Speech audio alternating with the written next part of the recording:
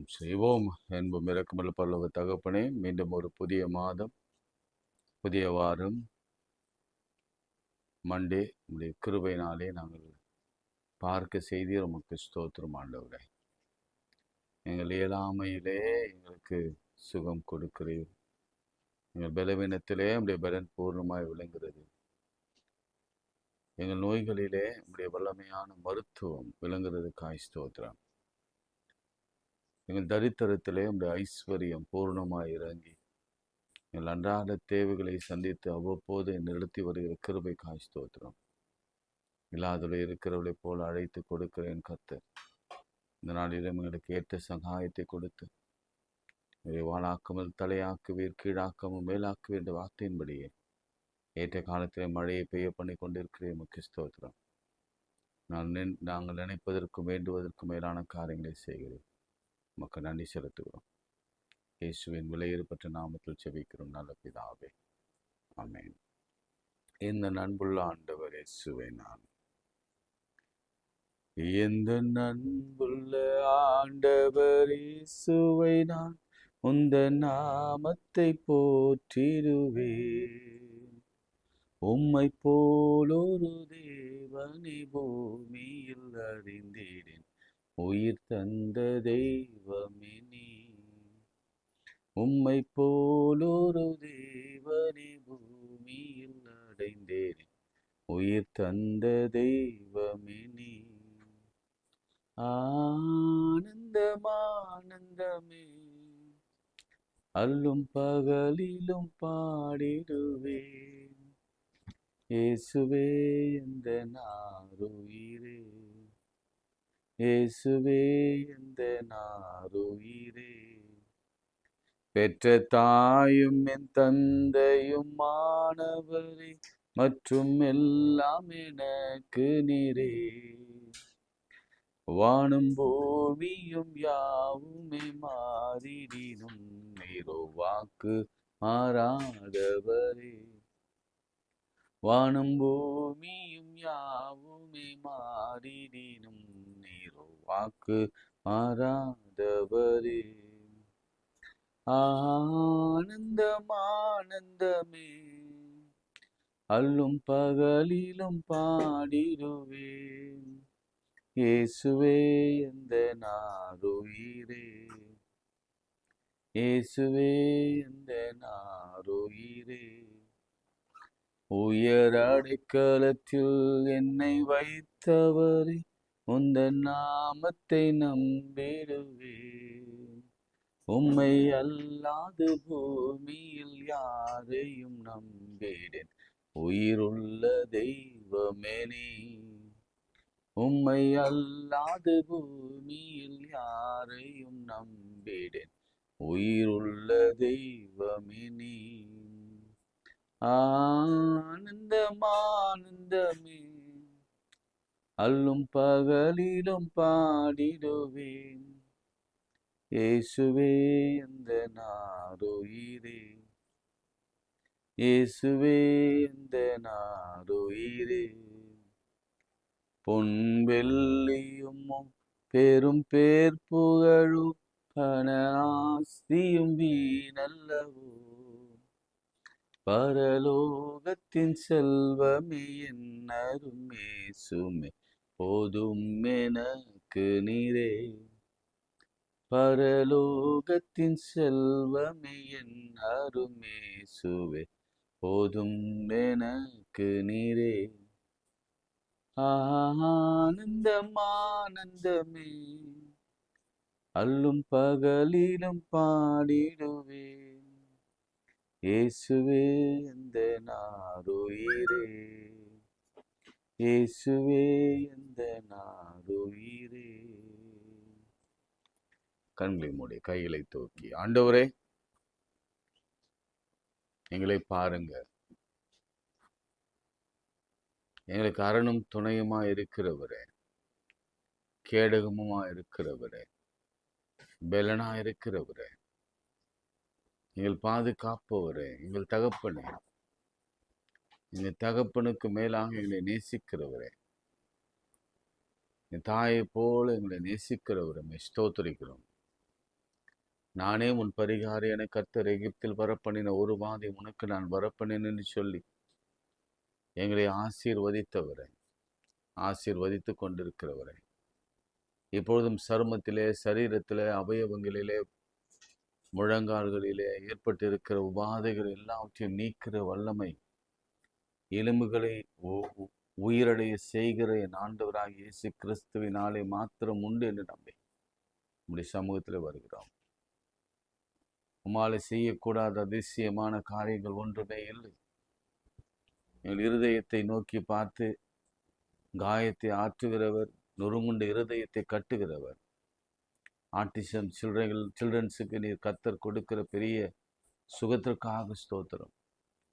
நீண்ட நாள் காத்திருக்கிறது உடல் இழக்க பண்ணும், ஆனால் விரும்பினது வரும்பொழுது அது ஜீவ விருட்சத்தை போல இருக்கும் என்ற வார்த்தையின்படியே நீர் இப்பொழுதை கொண்டு வருகிற நம்முடைய வார்த்தைக்காய் ஸ்தோத்திரிக்கிறோம், துதிக்கிறோம், ஸ்தோத்திரிக்கிறோம். நம்முடைய வாக்கு தத்தங்கள் நிறைவேறும்படியாய் நீர் வருகிறீர். உமக்கு ஸ்தோத்திரம் ஆண்டவரே.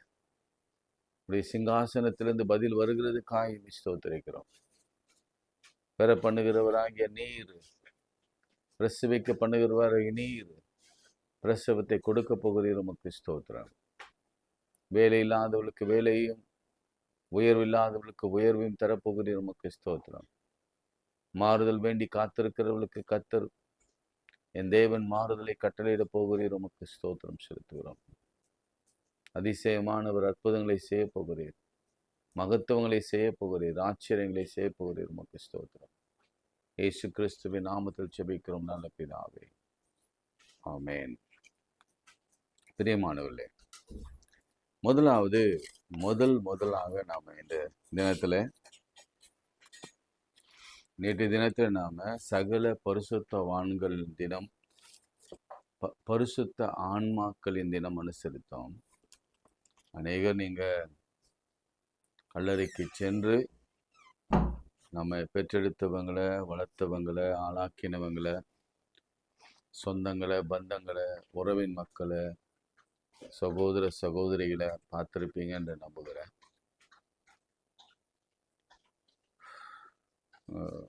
ஒருவேளை உண்மையாகவே நேற்று ஒரு மனதில் ஒரு சின்ன சஞ்சலம், வருத்தம், அழுத்தம் இருந்தது. ஏனென்றால் இன்னும் கொஞ்ச நாளைக்கு இருந்திருக்கலாம் என்ற ஒரு ஆசையும் இருந்தது. ஆனால் கர்த்தருடைய சித்தம் அது அல்ல. அவனுடைய சித்தம் எதுவோ அதுதான் நம் வாழ்க்கையிலே நடக்கும். எனவே நீங்கள் அவர்களுக்காக முதலாவது இப்போ நன்றி செலுத்த போகிறோம். அவருடைய வாழ்வுக்காக, அவர் அயராத பணிக்காக, அவர் ஆற்றின தொண்டுக்காக, நம்மை வளர்க்க கர்த்தர் அவளை பயன்படுத்தினதுக்காக, நமக்கு தேவைகளெல்லாம் சந்திக்கும்படியாக கர்த்தர் அவளை பயன்படுத்தினதுக்காக நம்ம அவருக்காக நன்றி செலுத்த போகிறோம். நம்ம எல்லாருக்கும் தெரியும், அவங்களுக்கு எல்லாருக்கும் ஒரு நிறைவாழ்வு பரலோகத்தில் என் ஆண்டவரோடு கூட இருக்கிற ஒரு கிருபையை அவங்க பெற்றிருக்கிறாங்க. அதெல்லாம் நமக்கு தெரியும், அந்த செய்தியெல்லாம் நமக்கு தெரியும். இருந்தாலும் அவர்கள் விட்டு சென்ற இடத்தை என் ஆண்டவர் பூர்ணமாய் நிரப்புகிற வரைக்கும் தேவ சமாதானம் உங்களையும் என்னையும் ஆட்கொள்ள வேண்டும் என்று நான் ஆண்டவரை பிரார்த்திக்கிறேன். ஒரு நிமிஷம் கண்களை மூடி பறி கொடுத்த அல்லது பிரிந்து போய் அனாதியாய் நிற்கிற, நமக்காகவும் கர்த்தரிடத்தில் போய் சேர்ந்த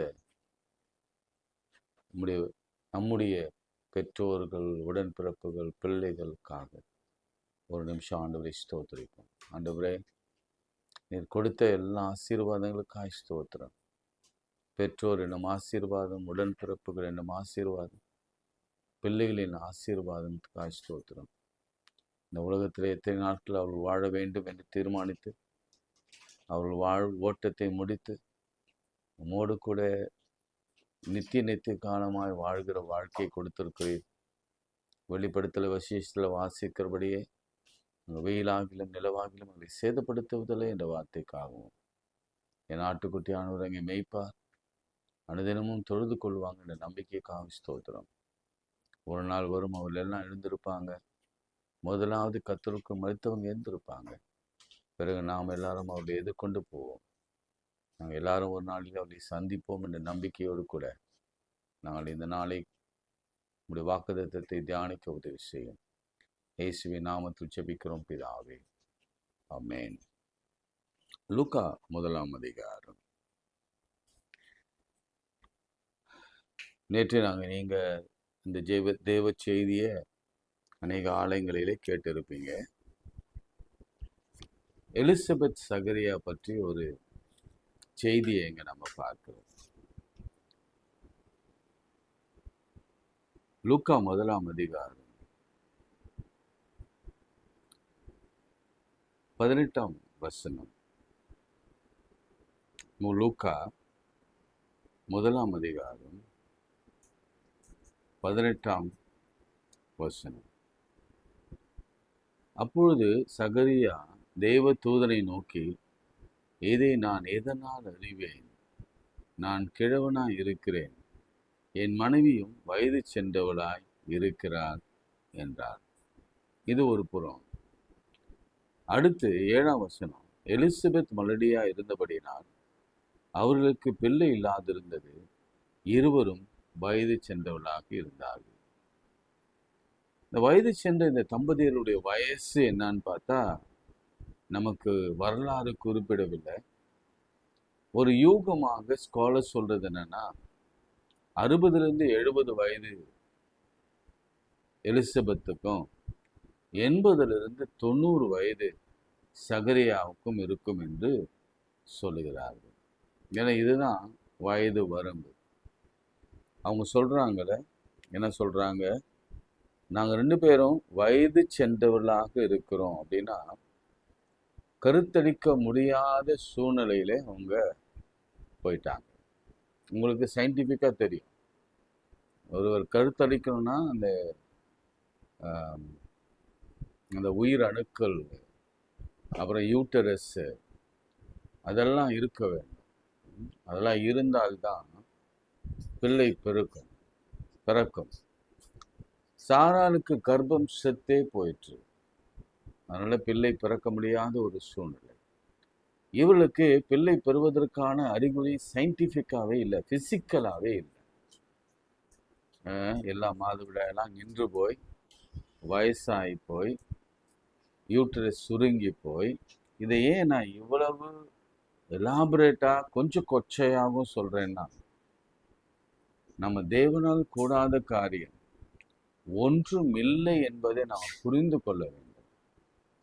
ஒருவேளை நம்ம நினைச்சு கொள்ளலாம், என்னன்ட்டு நமக்கு இதெல்லாம் சாத்தியம் இல்லை. நான் குழந்தைக்காக சொல்லலை, வியாதிக்காக சொல்றேன், நம்முடைய வேதனைக்காக சொல்றேன், நம்முடைய வேலைக்காக சொல்றேன், உயர்வுக்காக நான் சொல்றேன், திருமண முறிவிலிருந்து இணைவதற்காக சொல்றேன், ஏன் லிட்ரலா பிள்ளைகளுக்காக, குழந்தைக்காக சொல்றேன், சிலருக்கு திருமண வாழ்வுக்காக சொல்றேன்.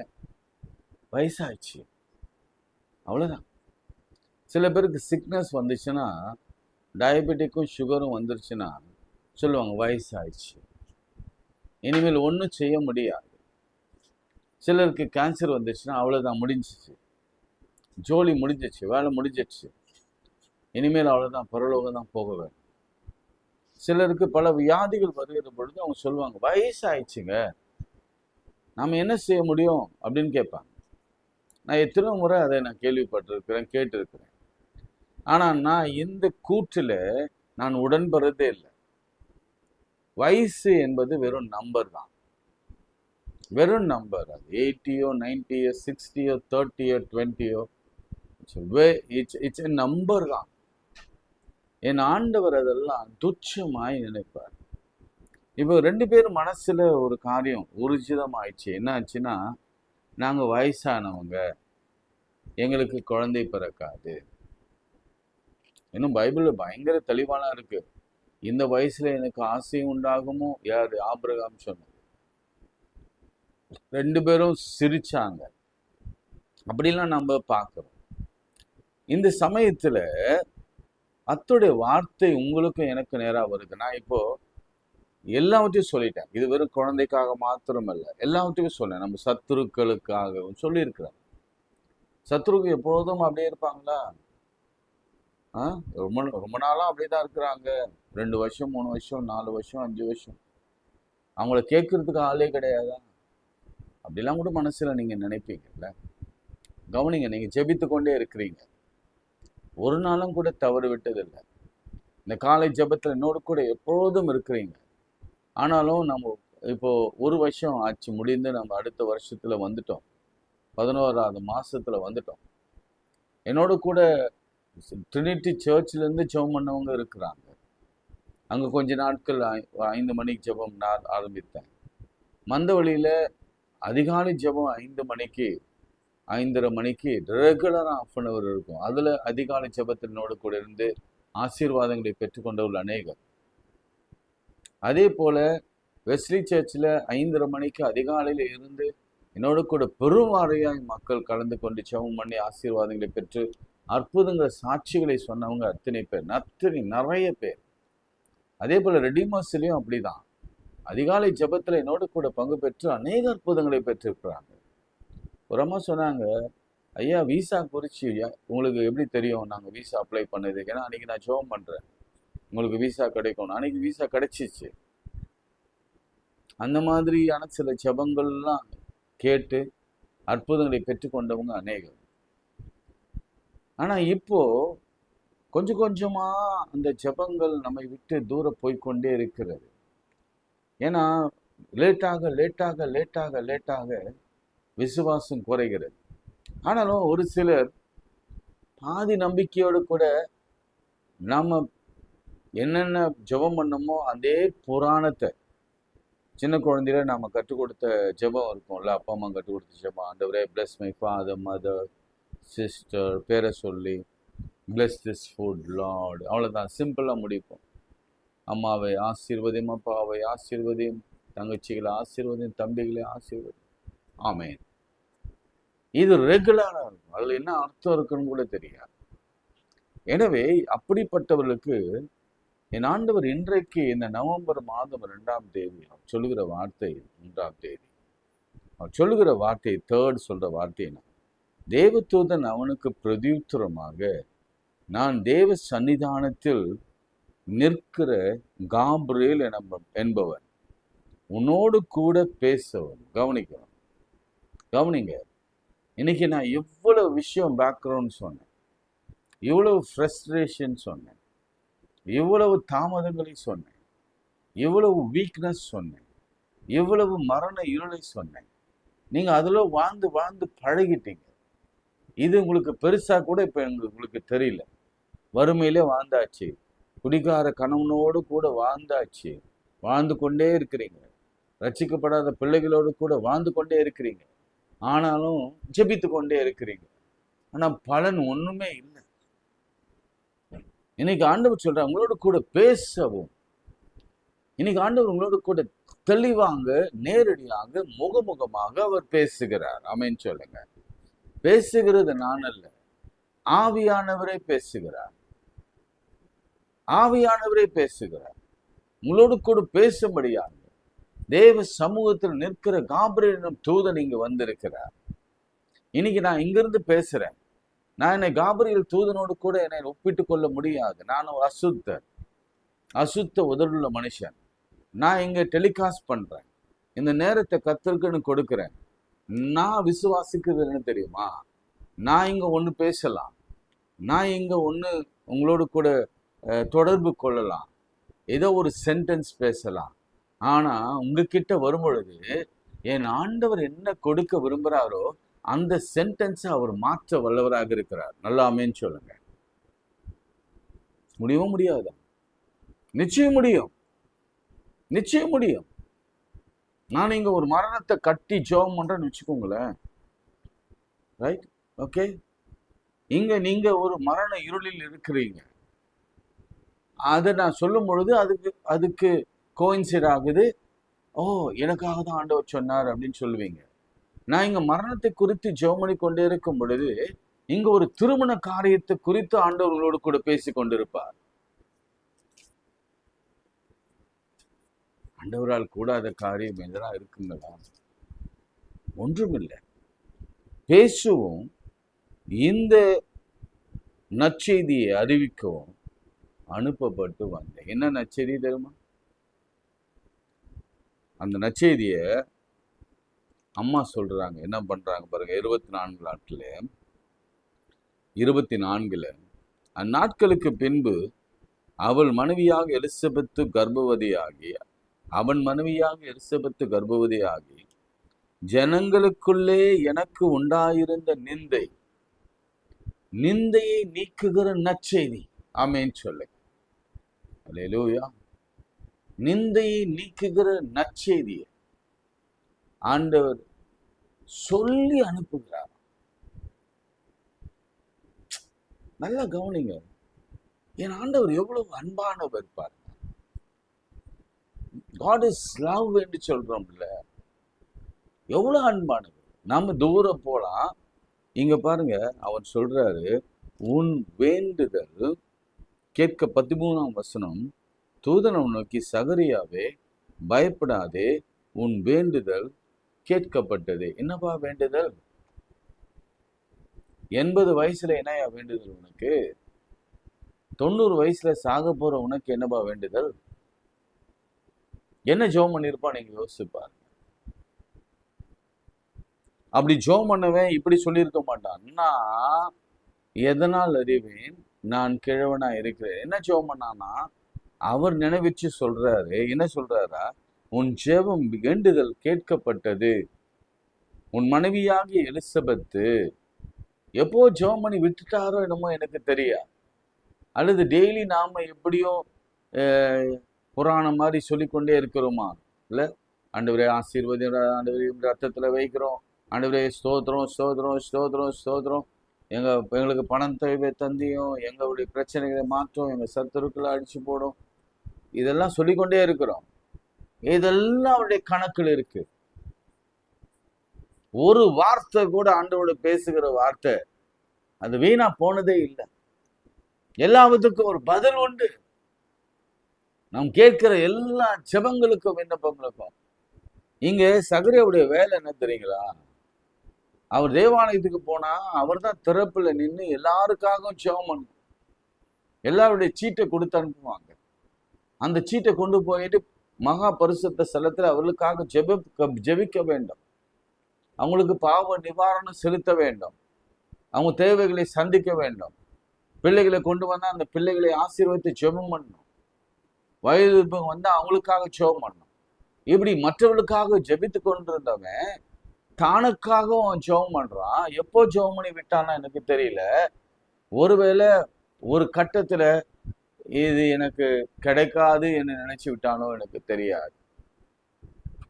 அந்த மாதிரி ஒரு சூழ்நிலை நீங்க இருக்கீங்களா? ஆண்டவர் எல்லாம் நினைவில் வைத்து, ஆண்டவர் மருதையானவர் அல்ல. ஆண்டவர் தாமதப்படுத்துகிறார், டெலிபரேட்டா தாமதப்படுத்துகிறார் என்பது அல்ல. ஏற்ற காலத்தில் மழை பெய்யும். 28:12 உபாகம். ஏற்ற காலத்தில் ஆசீர்வாத மழை பெய்யும். ஆண்டவர் அவரவருக்கு ஏற்ற காலத்தை வைத்திருக்க. அவர் சொல்றாரு பாருங்க, உன் வேண்டுதல் கேட்கப்பட்டது. உன் மனைவியாக எலிசபெத்து உனக்கு ஒரு குமாரனை பெறுவாள், அவளுக்கு யோவான் என்று பெயரிடுவாயாக. எங்கயா நான் கேட்டேன்? அவர் நினைக்கிறார், ஐயா எப்போ கேட்டேன்? ஆமா, நான் கேட்டு 20 வருஷம் ஆச்சு, நான் கேட்டு 10 வருஷம் ஆச்சு, நான் கேட்டு 30 வருஷம் ஆச்சு, ஆனா இப்ப பதில் தரீங்களே. நான் சொல்றேன், எத்தனை வருஷம் ஆனாலும் நீங்க கேட்டதுக்கு பதில் கொடுக்க என் ஆண்டவர் உண்மையுள்ளவராக இருக்கிறார். அவரிடத்துல நோ என்ற வார்த்தையே இல்லை. அல்லேலூயா. எவ்வளவு பேருக்கு வேலை இல்லை. டீச்சருக்காக ட்ரை பண்ணுவங்க, அல்லது ட்ரை பண்ணி கொண்டிருக்கிறவங்க, அரசாங்க வேலை செய்ய ட்ரை பண்றவங்க, இந்த டிஎன்பிசி போன்ற குரூப் தேர்வுலாம் எழுத ட்ரை பண்றவங்க, நிரந்தர ஜாப் இல்லாதவங்க, அல்லது வியாதிக்காக ஜெபிக்கிறவங்க, இந்த மரண படுக்கைக்காக ஜெபிக்கிறவங்க, திருமணத்துக்காக குழந்தைக்காக ஜெபிக்கிறவங்க, 7 வருஷம் குழந்தை இல்லை. ஆமென். இன்னைக்கு ஆண்டவர் சொல்லுகிறார். ஆண்டவர் என்ன சொல்லுகிறார் தெரியுமா? உன்னோடு கூட பேசவும். ரொம்ப அழகா இருக்கு.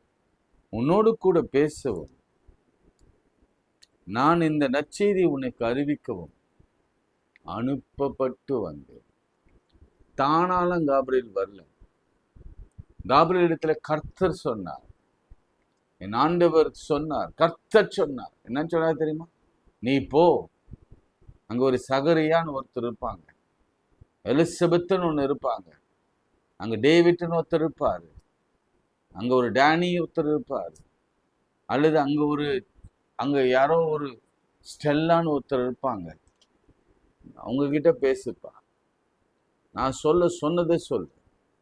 எது முடியல, ஐயோ என்னால முடியல, எத்தனை வருஷம் ஆச்சு என்னால முடியல, நான் ஜோம் பண்ணி அழுத்து போயிட்டேன் அப்படின்னு ஒருவேளை நீங்க இருப்பீங்கன்னா, இன்னைக்கு உங்களுக்கு தான் பதில் வருது. ஏற்ற சமயத்துல அந்த நற்செய்தியை உங்க கண்கள் காணும். அந்த நற்செய்தி பலிக்கும், அந்த நற்செய்தி உருப்பெறும். அது நல்ல செய்தி, திருமண செய்தியா இருக்கலாம், அல்லது உன் பிள்ளைகளுக்கான செய்தியா இருக்கலாம், உன் வேலைக்கான செய்தியா இருக்கலாம், உன் உபத்திரவத்திற்கான நல்ல செய்தியாக இருக்கலாம், விடுதலைக்கான நல்ல செய்தியா இருக்கலாம், உன் மரண இருளிலிருந்து வெளியே வருகிற நல்ல செய்தியா இருக்கலாம், உன் சத்துருக்களின் சரி கட்டுதலின் செய்தியாக இருக்கலாம், உன் தரித்திரம் அழிந்து போகிற செய்தியாக இருக்கலாம், நீ மரணம் இல்லை உனக்குன்னு சொல்ற செய்தியாக இருக்கலாம். நல்ல செய்தியை கொடுக்கும்படி ஆண்டவர் இருக்கிறார்.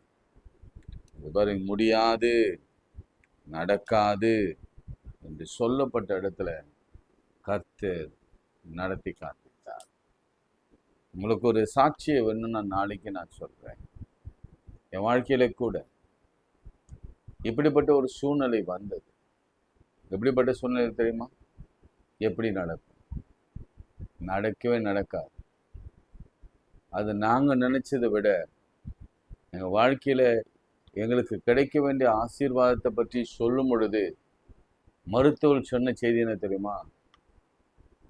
இல்லை, கிடைக்காது, கொடுக்க முடியாது, தடையா இருக்கு, உங்களுக்கு கிடைக்கவே கிடைக்காது. நான் நாளைக்கு அதை முடிஞ்சா ஒருவேளை இந்த வாரங்களில் என்னைக்காவது ஆவியானவர் சொன்னா நான் சொல்றேன்.